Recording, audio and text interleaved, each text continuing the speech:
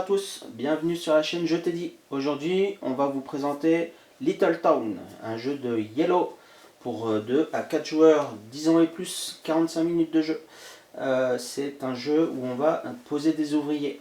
Donc, on va s'ouvrir ça tout de suite. Hop là, nous avons les règles. Donc, les règles, c'est simple, enfin, c'est simple. Il y a 8 pages, 8 pages de règles. Donc, hop, on va mettre ça là. Je remercie la Caverne du Gobelin à Metz, Nancy et Pont-à-Mousson pour leur efficacité et puis pour le jeu qu'ils m'ont fourni. Enfin, je l'ai acheté, hein, le jeu. Mais merci à eux et contribuez à faire évoluer vos boutiques qui sont à côté de chez vous pour les sauver.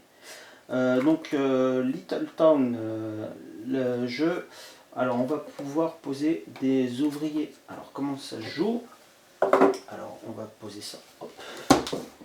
Nous avons déjà un plateau de jeu. Voilà.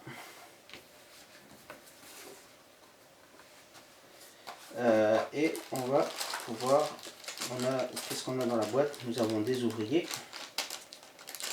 Hop, en bois. Voilà. Petit ouvrier. Basique. En bois.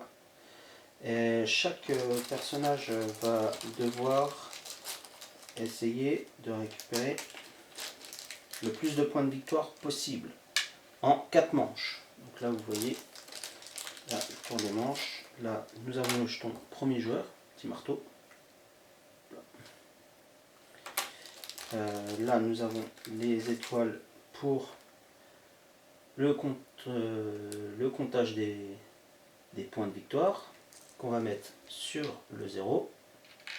Là, on va en mettre que 2. Ensuite, nous avons dans la boîte des pièces de monnaie. Hop. Des 3 et des 1. Au début de la partie, on récupère 3 pièces de monnaie. C'est notre monnaie de départ. Avec nos ouvriers et leur maison. Alors attendez, je vais vous montrer les maisons.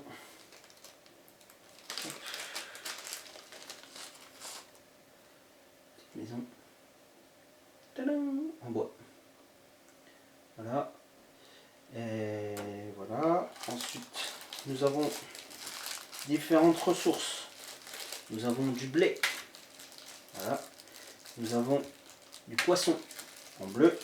Nous avons du bois en brun. Et de la pierre en gris. Ces ressources-là, on va pouvoir les avoir en posant nos ouvriers sur le jeu. À chaque tour de jeu, on va pouvoir poser un ouvrier et on va pouvoir récupérer les ressources qui se trouvent autour de notre ouvrier. Donc là, en fin de compte, à mon tour de jeu, je vais pouvoir récupérer 2 poissons. Ou si jamais je me pose là, je vais pouvoir récupérer un bois et un de pierre. Pour pouvoir par la suite, j'ai oublié, on va y mettre au hasard des différents bâtiments qui vont nous fournir des points de victoire et des ressources que l'on va pouvoir activer à chaque tour de jeu, nous ou alors nos concurrents. Là, et là, on vient mettre le blé. Voilà. Alors, comment que ça se passe? Qu'à notre tour de jeu, on va récupérer les ressources, du bois et une pierre.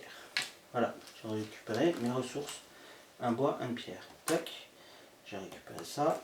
Mon adversaire, lui, va venir, genre là, hop, et va récupérer un bois et 2 pierres, puisque on récupère sur les 8 tuiles tout autour. À notre tour de jeu, ensuite ça va être notre deuxième tour de jeu, on a Une manche, c'est le nombre d'ouvriers qu'on va pouvoir utiliser à la fin. Donc si on joue comment c'est, si on joue à 4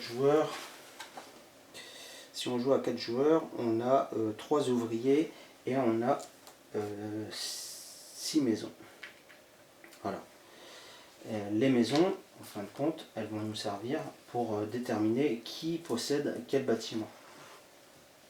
Notre tour de jeu, le tour d'après, en fin de compte, j'ai déjà 2 ressources. Là en plus, j'ai pas. Donc les ressources qu'il y a à payer sont au-dessus. Je vous montre. Là, ce sont les ressources à payer, les points de victoire que l'on va avoir. Et quand on active le bâtiment, pour une pièce de monnaie qu'on va défausser à la banque, on va pouvoir recevoir 3 bois. C'est genre une série, ça. C'est la série. Comment que ça se passe pour donc un autre tour de jeu. Je dis avec mon ouvrier, je me pose là, j'ai 2 bois, je les défausse, je vais pouvoir mettre mon bâtiment ici et je récupère 4 points de victoire. Hop. Une fois que vous avez utilisé vos ressources pour construire un bâtiment, vous venez y placer une petite maison sur les ressources qu'il y a pour indiquer comme quoi le bâtiment vous appartient. Une fois qu'un adversaire voudra se servir de votre bâtiment, il faudra qu'il vous paye le coût de une ressource pour pouvoir utiliser le bâtiment. Si jamais vous en avez plus tout autour, ben, ça sera que bénéfique pour vous. Si jamais l'adversaire veut se servir, pour chaque bâtiment, il va falloir qu'il paye le coût d'une pièce d'or. Voilà, voilà. Donc, par la suite, il va pouvoir récupérer 3 bois. Une fois qu'on a utilisé tous ces ouvriers, à la fin de la manche, il va falloir payer pour leur donner à manger. Si jamais on n'a pas assez de nourriture, poisson, blé à notre tour de jeu, en fin de compte, eh ben, on va perdre 3 points de victoire. Parce que par ouvrier qu'on n'a pas donné à manger. Et là, ça sera la fin de la manche et on passe à la manche numéro 2. Le jeton premier joueur change de personne et voilà, on tourne comme ça. À la fin de la partie, on compte les points de victoire et celui qui a le plus de points de victoire autour de la piste de points de victoire remporte la partie. Voilà, ça se joue en 4 manches et puis voilà. Donc je vous invite, si jamais vous avez le jeu ou si vous avez l'intention d'avoir le jeu, je vous invite à essayer de battre mon record et puis de le mettre en commentaire. Mon record pour le moment, j'ai réussi à faire 67 points de victoire en une partie à 2 joueurs.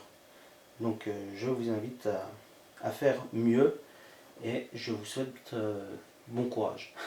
Au début de la partie, vous allez avoir des missions, des objectifs que vous allez devoir avoir et en les faisant vous allez pouvoir récupérer des points de victoire.